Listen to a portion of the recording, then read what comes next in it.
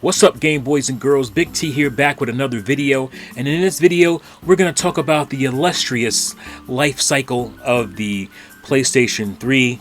How I think it was a beast. Obviously, it had a lot of issues. We're going to talk about the different variants on it and kind of its life. So, yeah, let's get it started. Those of you who don't know, you guys all know me as a Nintendo fanboy, whatever, blah, blah, blah. But I'm just a gamer, and Nintendo is obviously my favorite. But I was all in on PlayStation 3. I thought this was going to be like having a supercomputer in your house with all the things that it was touting to do. And obviously the price point, it scared a lot of people. I understand. I wasn't the richest guy. I was in college at the time. But I wanted to put money aside for it because I just thought it was going to be like my entertainment center hub. Now, when I was hating on the PlayStation 2, and I was, as it being a DVD player, and how it was just kind of like a Trojan horse to get into more households, I was hating on it because it was doing really well, and my poor GameCube was suffering, and so I wasn't really into that at that point. I was still, just out of high school. Not just out of high school, but I was still kind of in that high school mentality in many ways. And I just I didn't really care for the sophisticatedness, the sophistication of like the PlayStation and what it was trying to do as far as home entertainment stuff goes. So I didn't care for it at that point. But by the time PS3 was about to come out, I kind of cared more about that. I was pretty much all in on the PSP. It was like my go-to on the bus going to school because it was like my MP3 player. It was my movie player. This was a big thing at that time. There was no smartphones, guys. So the PSP was such a cool little handheld device for me at the time and what it could do. It catered to me really well and where I was mentally at that time, and how I, consume my entertainment and whatnot. It was a nice, cool device on the go. And so, the PS3 also did that. It was like, I'm into all these entertainment things. The PS3 is going to cater to a lot of that stuff, so I'm in. And so my friend, with his crazy ass, convinced me to go outside with him and sit for days for the PS3. This is Florida, so it wasn't as cold. It was still cold out there. I just remember like people at Best Buy, people driving up. The craze for PS3 was insane at the time. I had already secured my Wii. I had pre-ordered it. I was good to go on that. I did stand in line with some friends for the Wii as well, because the Wii came out a few days later, or a week later than the PS3 did, if I'm not mistaken. And so I basically was in line for both of those consoles. It was a crazy time. But yeah, so days. It had to be like 5 days or whatever. Just smelling. Well, we would get out of line to do things, obviously, to take care of the hygiene and have people hold the spot. But yeah, there were people just totally camping on the sidewalk at Best Buy. And so we were out there, and it was crazy. And I was all in. So when this bad boy came out, I was very excited for it. And what I have here is the original. I think it came in a couple of variants.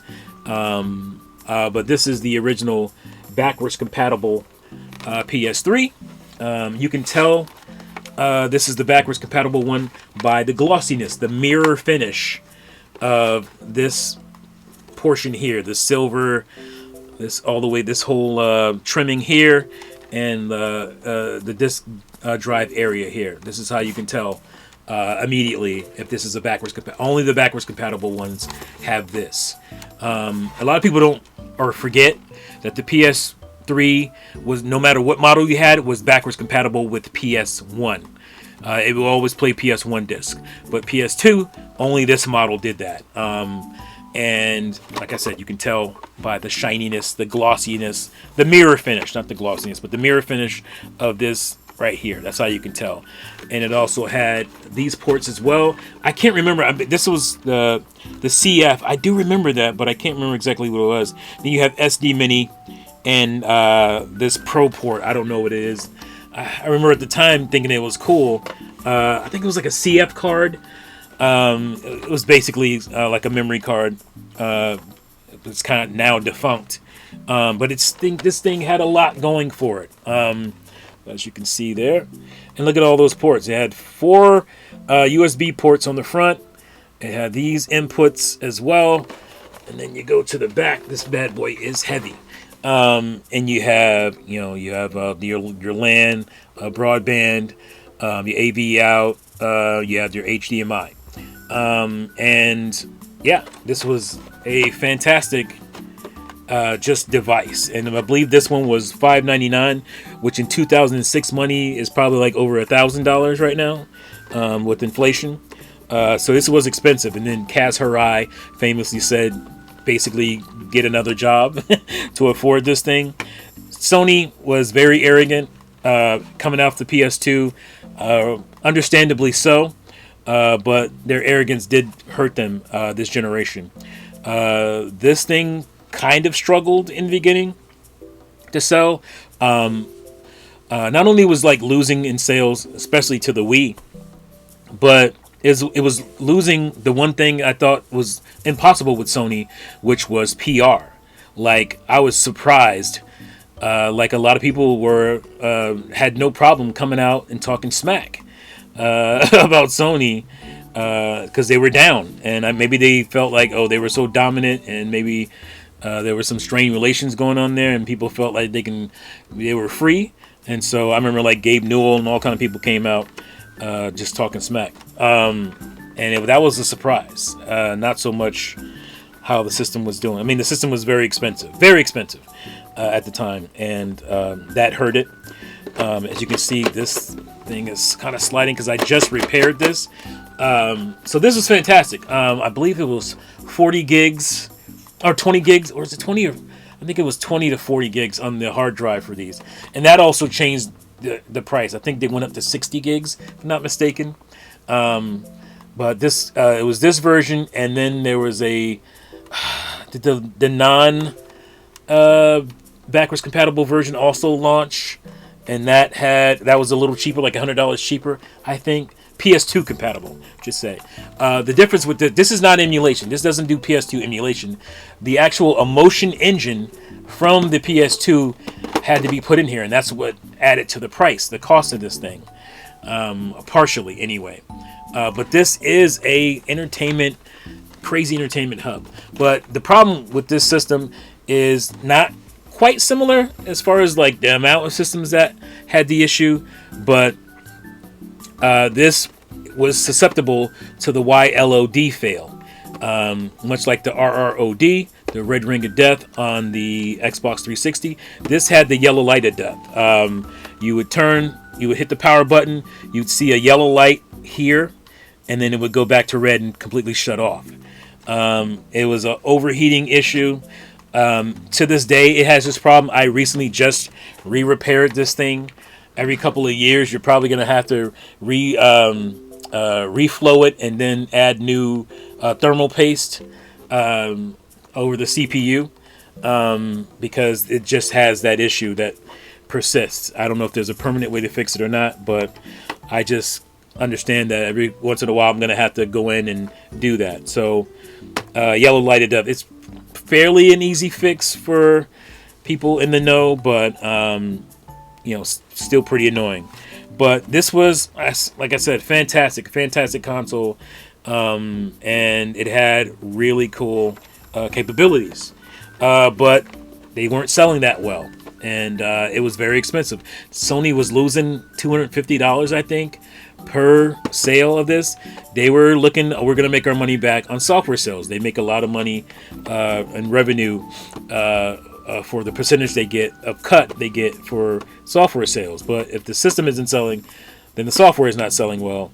So they were losing a pretty good chunk of money per sale. You sell something, you think to make money, but they took a big loss because this thing had a lot going on in it. So after that, Sony had to find ways to make this thing cheaper to manufacture.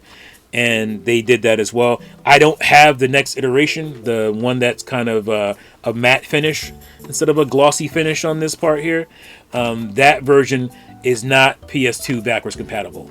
It plays PS1 games, it plays PS3 games, but it does not play PS2. And that one does not have that functionality because Sony kept trying to find ways to make this thing cheaper. And it didn't do well, like I said in the beginning. But it had some really cool capabilities, right? So obviously, I just covered this stuff up. Like I said earlier, and I forgot to mention this, but yes, you can play your copy of Deus Ex Machina, the soundtrack, if you want to play that. Obviously, it doesn't exist back then for Switch, but obviously you can play music CDs in it. So that was very cool.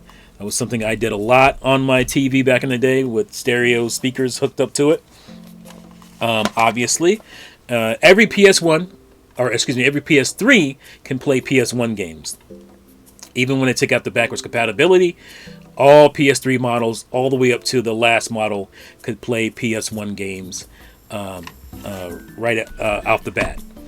The problem was PS2 games. Like I said, these games had a special CPU, the Emotion Engine, or is it GPU? The Emotion Engine that was very integral to the PlayStation 2. And so they had to literally put your PS2 inside the PS3 to get backwards compatibility for this. But that was cool that it could do that. It could play PS2 games. Huge. And obviously, last but not least, here's Puppeteer for PS3. It plays PS3 games. So it has all those media capabilities along with, playing things off of the USB drive and all that good stuff, playing movies on your SD card or your USB card, your USB drive, and it did that really well. But like I said, Sony just was losing a lot of money. So on top of that, obviously, being able to play all those different game consoles, another draw was what the PS2 introduced, and to some extent the PS1 was playback for entertainment media. So you have, I have my copy of Dot Hat, the Sign, the DVD movies, I should say. And I'm a fairly, I wouldn't say huge fan of Dot Hack, but I like the Dot Hack series a lot. I have like every game in the series. Haven't got through all the games. I'm still working my way through them. But really cool idea for a series. Kind of a, I won't get into it, but it's like, it's based on kind of a virtual reality thing set around the internet. It's a pretty cool series. Anime, RPG, JRPGs. But so you can play that. You can play DVDs based on video games, or you can get your nostalgia on and play your old DVDs of 80s cartoons that you grew up with, which was a real cool thing to be able to do. So you can play DVDs, and you can also play Outer Limits, obviously, one of my favorite TV shows of all time, the Showtime series. Also, I didn't realize I brought this much stuff up. This is just DVDs, not a big deal. But yes, Beauty and the Beast is one of my favorite all-time TV shows. The original TV show from the 80s, starring Sarah Connor. And obviously the big draw was being able to play Blu-ray. Blu-ray was the next big thing, and that the fact that the PS3 could play them was phenomenal. This is A Knight's Tale with the late great Heath Ledger. Fantastic movie. If you're into not sword and sorcery, but knights, that era, not Renaissance, but the what is it called? Medieval times type of stuff, and knights and jousting and all that cool stuff. Really cool movie. Super underrated. But yeah, so you can have all these media capabilities tied into one big, massive, heavy device. But like I said, they didn't do well. Sony was not doing well in that time. They were losing a lot of money, and they just weren't selling enough PS3s and enough games. on PS3. So they started trying to figure out ways to make this thing cheaper. We got to break this thing down and make it cheaper. And so they came up with the PS3 Slim. And this thing is beat pretty much to hell, because I had stings on top of it, scratching the hell out of it. But it still works great.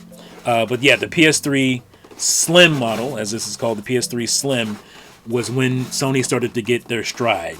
And they had those commercials by that one guy, I can't remember his name, that went over really well. That's when this Slim model launched. That's when Sony started to hit their stride, and the marketing was on point, and the system started to really sell well and compete way more with the Xbox 360 than the original kind of fat model. They call it the fat model, the PS3.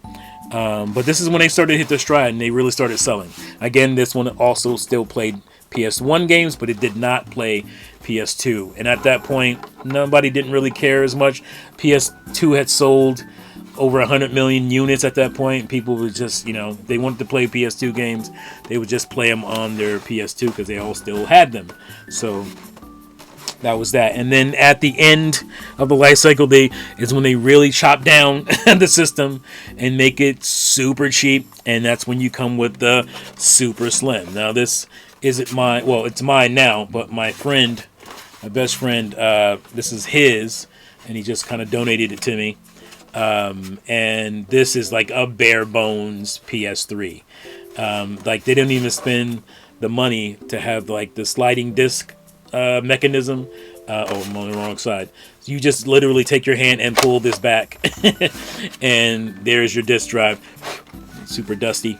And you put your disc in there. They wanted to keep as less of moving parts as possible.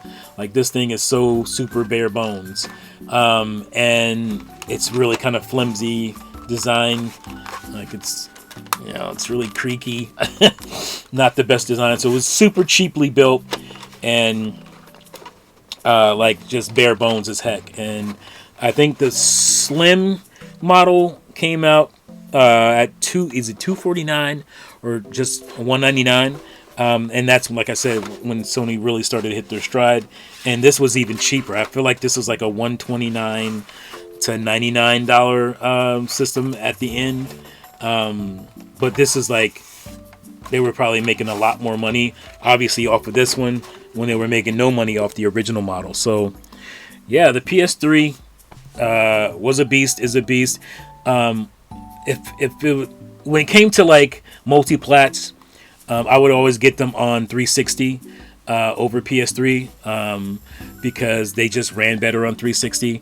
That's, again, one of the major issues with the PS3. It was notoriously hard to program for. I forget the name of its CPU. I feel like it had a specific name, but it was just well known. It was hard to program for, and that's one of the things I think Gabe Newell was talking crap about. And they just didn't understand Sony's strategy. He didn't understand Sony's strategy at the time. And Sony, like I said, to their credit, righted the ship right at the right time, because Microsoft was being groomed by Kinect and thinking that was going to be their future, and it ultimately really hurt them going into the next gen, because they sold like 20 million Kinects, and they thought, we're going to be the next Wii. And they kind of dropped the ball there going into next gen, and Sony was hitting their stride at the end, mid to late generation of the PS3, and they hit their stride, and they were selling really well with the PS3 at the end there, and the games were phenomenal. The Uncharted's and the Last of Us series came out at the end, and the Beyond series, like, as far as showing how the graphical difference changed from early on with lower programming knowledge of the PS3 to later games like I said, Beyond Two Souls. I think that game with Ellen Page looked phenomenal. By Quantic Dream, they just always made games look crazy, like Heavy Rain and the Uncharted series. Like I said, if you look at the first Uncharted game to the last one, like, again, night and day, visually different. And obviously The Last of Us was kind of the swan song for the 3, and that game just looked crazy good for if you looked at the early PS3 games to that game.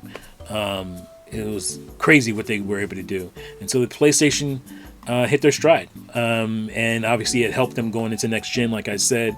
But the PS3 was a beast. I'm particular to the original fat model because of the PS2 backwards compatibility. I can play PS1 all the way up to PS3 on this bad boy, and that's really cool to me. And not only that, through an HDMI, so it's like easy to capture. There's no gimmicks and whatnot. They did have the weird pass through block, so you have to run it through a splitter. You have to run your HDMI out of here, your HDMI cable out of here into a splitter that split the signal, so you'd be able to capture it and bypass the security. Not very hard to do, easy thing, but that continued on to the PS3 or PS4, and I don't know about the PS5, but I'm guessing it does the same thing as that capture lock, because they don't want you watching movies and then like ripping them, using your capture device. So I understand that, but kind of a pain for people who didn't care to do that, just want to capture their gaming. But yeah, that's the PS3 in a nutshell.